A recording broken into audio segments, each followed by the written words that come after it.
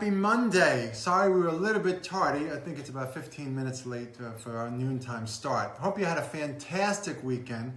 The weather in Orlando was gorgeous. So wherever you are in the country or the world, I hope it was good for you as well. What I wanted to talk about today is something that comes up all the time in our practice, and in any woman who's getting regular ultrasounds or even just the occasional ultrasound. It's ovarian cysts. This causes more stress and confusion for our patients than probably anything else that we work on. So what are cysts? Firstly, any woman in their reproductive years has to have cysts on their ovaries. Cysts comes in various sizes and shapes and appearances, okay? But the cysts that all reproductive women have to have are follicular cysts, or small little antral follicle cysts that represent microscopic eggs. So those of you who have been with me know that I do ultrasounds and we count the numbers of small little cysts on the ovary. They represent microscopic eggs. We want to see them, and we want to see a good amount, because the less of them, the more ovarian aging. Okay, so those are antral follicles, and we call it the AFC, or antral follicle count. So let's put them aside because they're all good, and they're less than 10 millimeters, so nothing to worry about. What about a growing follicular cyst? Well, that's what we do when we stimulate you with either clomiphene citrate or letrozole or gonadotropin injections. We are pushing those little antral follicles to get larger to grow mature eggs. So the antral follicles have microscopic eggs that are immature, and the stimulation matures them into growing follicles. So these follicles are also okay to have. Let's put that over here. They're benign, nothing to worry about. What about we just do a random ultrasound in your cycle and we see a cyst that's neither of those?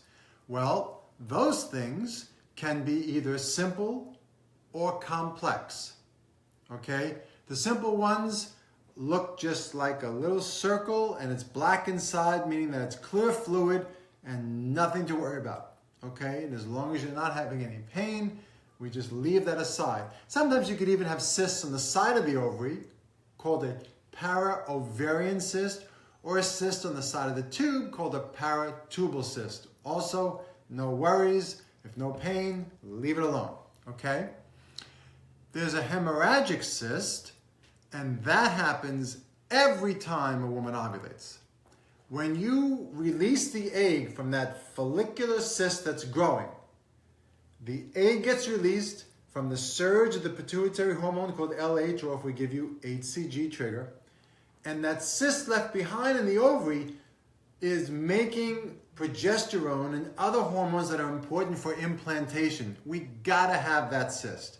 That's called a corpus luteum. And that's from the time of ovulation until your next period. Hopefully you don't get a period if you're trying to conceive, but when you get it, sometimes that cyst can hang around. Sometimes it can cause some discomfort. Sometimes it could bleed and even rarely cause hemorrhage and needing surgery.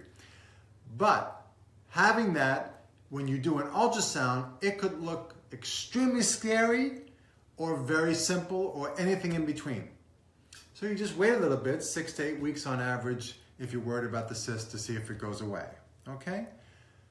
So you gotta have that hemorrhagic cyst. Now, the ones we get a little bit more concerned about are complex. They either are solid appearing or mixed simple and solid, and those are not common, but if they hang around and don't resolve, then we would have you see your gynecologist for evaluation of that, all right? That doesn't mean cancer, but it's not going away. We need to see about that. Certainly we expedite the evaluation if there's pain. Now, 2 cysts in particular that we see a lot are endometriosis cysts or endometriomas. That's endometriosis that sometimes implants in the ovary and causes what we call a ground glass appearing, very symmetrical, smooth, but not simple. And that is often associated with pain, but if not, we would leave that alone as well, okay? But it could be representing significant endometriosis inside. That's the decision that we make whether we want to do surgery on that for infertility. Okay? Sometimes a CAT scan can see that, or MRI as well. A dermoid cyst is a embryological cyst that has many of the different cell lines in it. And that has a pretty classic appearance also, mixed fluid levels. It could have hair inside, teeth, neurologic tissue, anything inside, okay? Once again, size is really important. So we usually will leave things that are less than 5 or around that centimeters or smaller, particularly if they are not causing symptoms. But the bottom line is not all cysts are bad, and you gotta have those cysts that represent microscopic eggs. So when we say cyst in the office, please don't get anxious about that unless we tell you that there's a cause of concern, okay? Until next time, Dr. Mark Trolice, Director of Fertility Care, the IVF Center here in Orlando, Florida. Have an awesome week, and we'll see you next week.